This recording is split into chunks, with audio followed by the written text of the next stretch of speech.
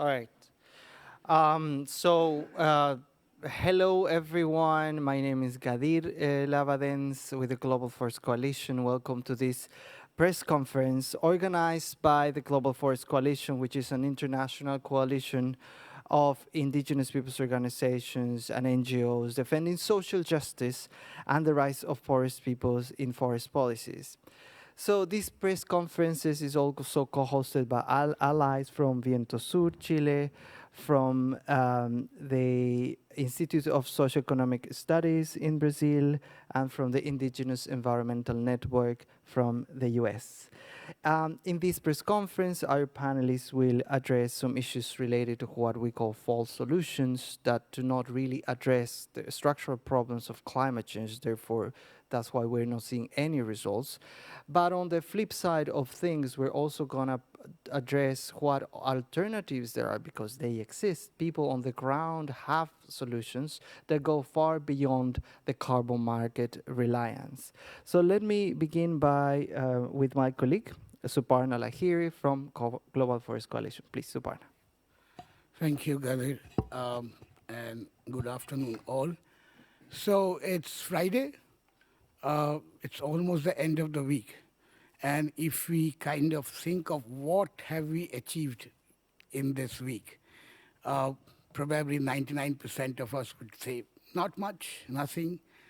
A critical year for finance, NCQ G, and we all know what is happening there. Which paragraph of Article 9 will be taken up, what is the focus, and there is no sense of obligations, they are not going to extend, and so all that fight is going on in NCQG without any semblance of where the finance will come from, how much will that be. Next is GST, the same thing. Which paragraphs should move on, should be taken up, you know, in the future round of GST negotiations, para 97 or para 112 or para 119. It's all like, you know, moving around in circles. And if you then come to the just transition, okay, there's a big fight between the developing countries and the developed countries. And of course, there is what we are seeing is the just transition issue is being so narrowed down to workers, workforce, those kind of things, and not acknowledging that, you know, the issue is much more broad-based.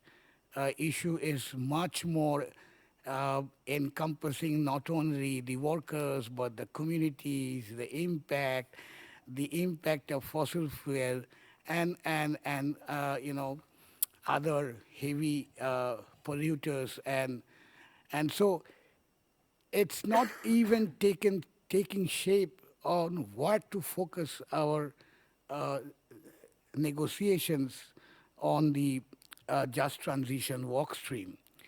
In terms of Article 6, 6.2 and 6.4 are almost on the same thing. They are talking only of authorization, they are talking of transparency in reporting and accounting, but what they will report, what is that integrity they are talking of? There is absolutely no integrity in the offsetting mechanism, in the offsets that they are trying to negotiate, but they are talking of transparency in accounting and transparency of reporting. As we were discussing yesterday, the ITMOs have already become shitmos, actually, you know. And so this is the same what is happening in 6.4. You not kind of seeing that what you are doing, where you are leading to, it's only making it transparent. Have grievance procedure, have human rights into it. That's also everything can be done with those kind of, you know, I would say ornaments around, and absolutely not clear of where we are today in terms of climate action. And so the corridors today of UNFCCC unfortunately stings of false solutions. It stings of fossil fuel lobbies, dirty corporates, and polluters. We need a fresh air, no? And we feel that fresh air, if we want to breathe fresh air, we should talk more of real solutions. And the real solutions can actually drive that stink of false solutions. So here we are. We also have a side event at 4:15 in the evening where there will be presentations and our colleagues will speak not only about how to resist and denounce and what the way the communities are denouncing and resisting false solutions, but we are also talking, and we should talk more and more of real solutions. Real solutions which are gender just, which are driven by communities, real solutions which emerge out of the secure tenure rights of the communities, their collective rights, their collective governance. And this is the way you can actually protect, conserve, restore. And there are number of real solutions that we are all discussing each day and out, including agroecology. So this press conference and my colleagues here will essentially focus not only on false solutions, but on real solutions also. Thank you.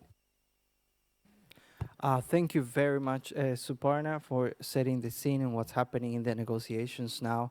I'm going to invite Eduardo Giesen from Viento Sur that will present an effort, a collective effort on mapping false solutions, in particular in the Latin American region, but are a representation of what's happening all over the world. Please, Eduardo. Thank you, Gadir.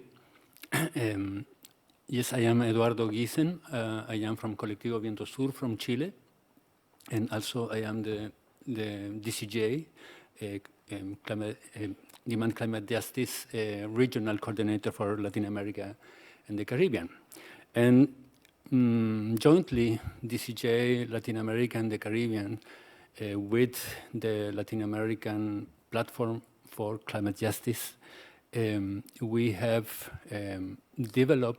we are developing a project to stop the corporate climate capture in our region. And the main result of this project is a map of false solutions in Latin America and the Caribbean. And this is not a UNFCCC focused map, but could be a good support to making advocacy against false solutions. And also at the national level, the map is being developed for being a resistance instrument for the communities affected by false solutions, and also to doing advocacy on public policies, climate public policies at the national level. Today in the afternoon, in the side events we will have jointly, I will show how the map was built, the categories and types of false solutions included. It's very broad. Yeah, there you can see that false solutions is more than about technologies, and because these real solutions is obviously not about technologies, only technologies. Yeah, it's more about sovereignty. It's more about democracy, about community leading, about the scales of the solutions, and you will see there. For only for one in advance one info. You will see that the more frequent type of false solutions is about carbon sinks in forests, and mainly they are red projects, and this is not strange in Latin America and the Caribbean. Yesterday we had the news about a very big fraud on red projects in Brazil, and maybe Tatiana could speak more about this. Yeah, but hope you can find the map of all solutions in its first version. It is in Spanish, for instance, for now, and it's in the web page www.mapafalsassoluciones.com. Thanks. Thank you very much, Eduardo, and for presenting this important tool that, like you said, does not only apply to the UNFCCC, but broader, because the impacts that communities are suffering are a big part of it, but also the fact that these do not represent solutions to climate change. Therefore, we're heading towards a climate catastrophe if we keep applying this. Now, let me invite Tatiana Oliveira from INESC to present, to be our next speaker. Please go ahead. Thank you, Gadir. And thank you all for being here. So I was asked to talk about real solutions, but I find difficult not to mention that Brazil will host the COP30 in next year in the beautiful city of Belém. So as Brazilian civil society, yes, we think it's time to start talking about real solutions to climate change.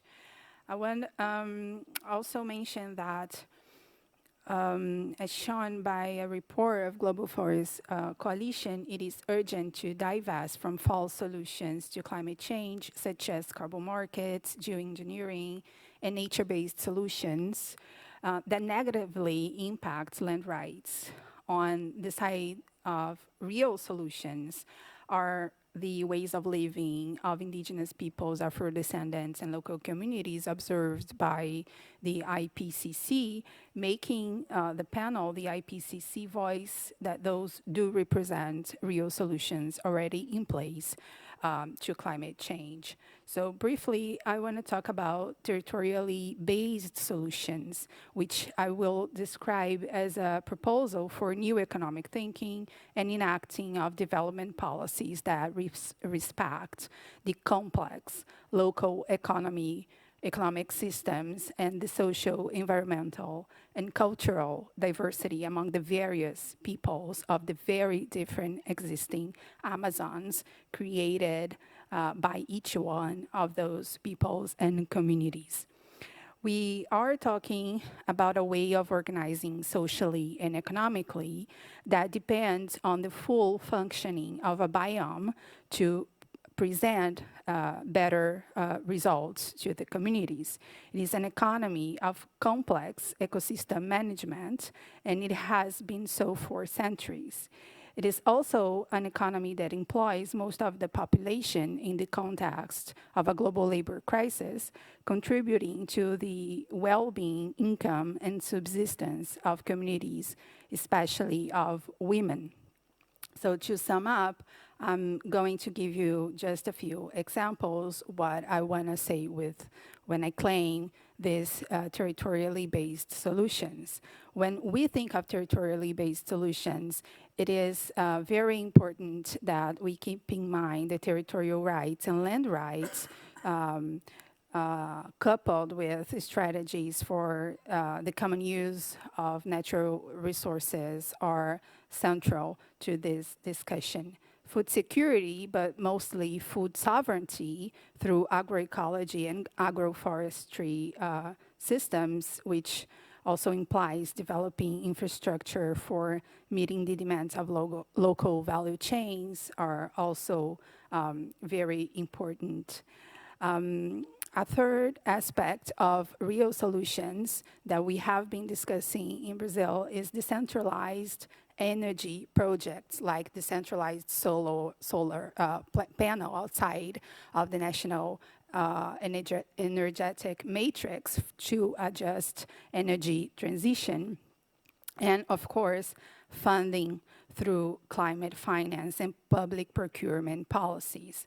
And just to wind up but go a little bit further on financing, for climate finance to be fair and accessible for forest peoples and communities, it must go by Article 9 of the Paris Agreement, meaning it should be new and additional, predictable, and adequate, in addition to being provided from developed to developing countries. Market mechanism, as I mentioned before, such as carbon markets, cannot be confused with climate finance, since it does not relate to CBDR-RC or to climate justice principles. Alternatives are on the table to grow the quantum of climate finance, such as the ones that are being discussed at the United Nations Framework Convention on International Tax Cooperation. Some of those are the implementation of progressive international taxes for fossil fuel corporations and other highly polluting activities, tax of excess profits, and applying a tax to wealth of billionaires and big corporations. These revenues could contribute to financing climate funds for the benefits of communities and populations that showcase the greatest needs. So, to end, I want to say that providing public climate finance, making it timely available and structured to facilitate access for the most vulnerable countries and communities, while channeling its benefits for indigenous peoples, Afro-descendants, peasants, and local communities, is urgent and should drive present and future generations to a healthy and livable planet. Thank you. Thank you very much, Tatiana, for addressing so many valuable points, including the real solutions that exist, but they obviously need a lot of support to grow, to be better implemented. But also this message that climate finance, that carbon markets is not climate finance. So developed countries are being fooled, really, when they're told that climate finance goes through carbon markets. If you sell somebody a person, or if you sell something and somebody buys something, that's a market. That's not cooperation. Total different things. Thank you. And now we have Alberto from the Indigenous Environmental Network, who will wrap up also from the Indigenous very important perspectives. Please, Alberto. Yes, thank you very much. It's important to note that the UNFCCC identified colonialism as a driver of global warming. That's the IPCC. Found that those who contribute least to the IPCC found that those who contribute least to climate change are those, particularly indigenous peoples and local communities, and those in poverty, who themselves are people of color and are most severely affected. Colonialism for indigenous peoples has continued ever since 1620. And it continues as a reality today. What followed is genocide, enslavement, subjugation, and genocide followed our initial colonization, but it continues to this day. The UN Conference on Climate, the negotiations for the steps of the parties to the Paris Agreements have been very busy looking for money. REDS, for example, was mentioned. It's all a question of money for them. it's considered the low-hanging fruit.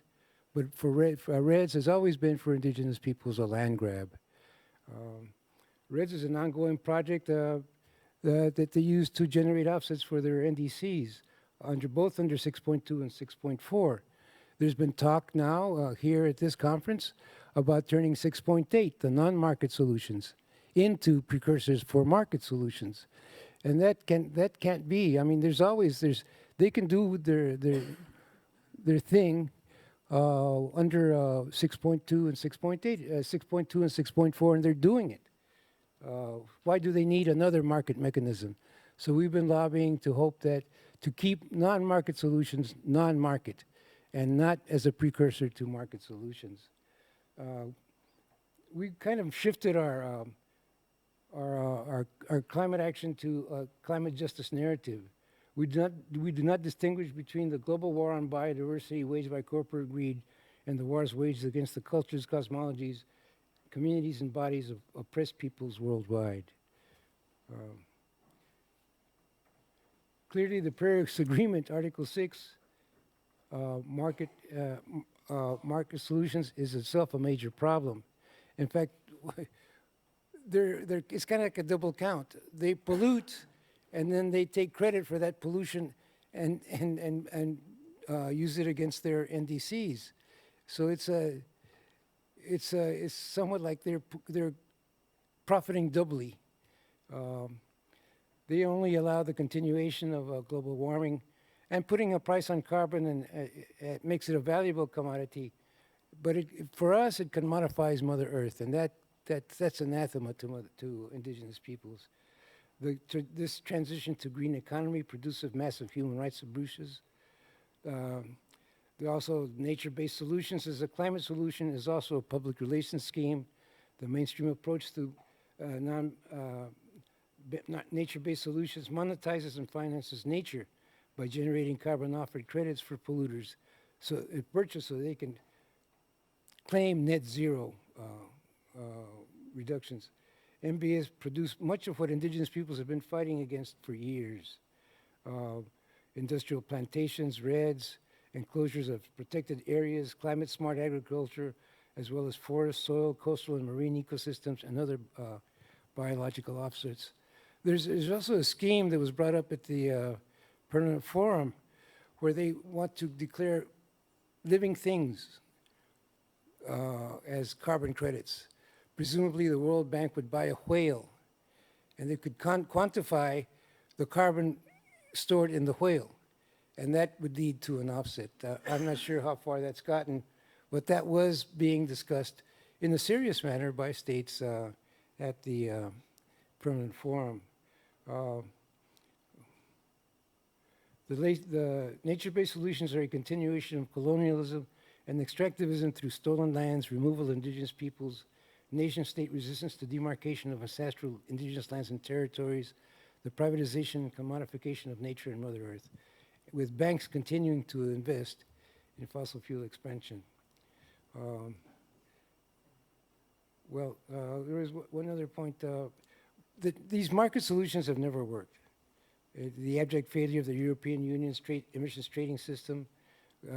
Since then, carbon pollution in the EU has gone up 9% since the inception, and reducing and REDs has always been a land grab, as I say. These land grabs and these market solutions really steal from us. They steal our lands, our livelihoods. They steal our spiritual nature. Our traditional knowledge is a solution to climate change. We have been relating to the environment, to Mother Earth for the millennia. We ensure that there's a balance between our needs and the needs of Mother Earth. And if in fact the needs of Mother Earth are a priority, we can sometimes deprive ourselves of those needs to ensure that Mother Earth's needs are met first. So we would consider that a solution to climate change.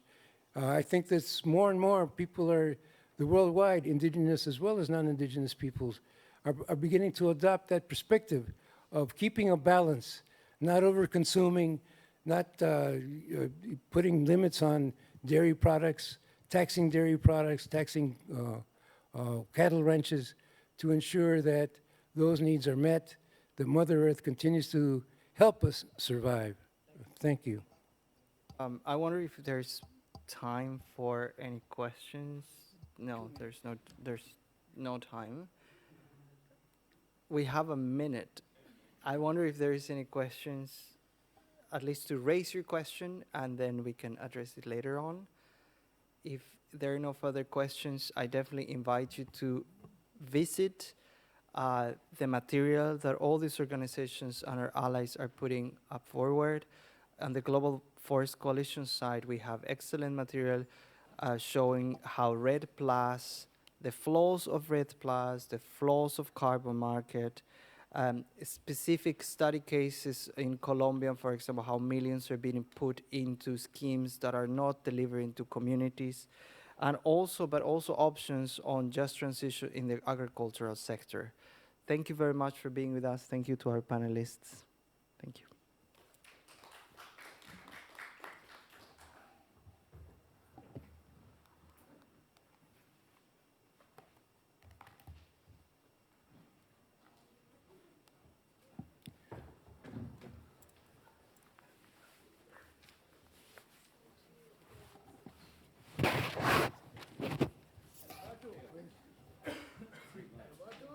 Great closing line. Depriving harmony. Eduardo, you took 10 minutes or 30 minutes? No, man. Yes, 10 minutes. Oh, man, I'm sorry. Yeah, sure. Let's do it outside.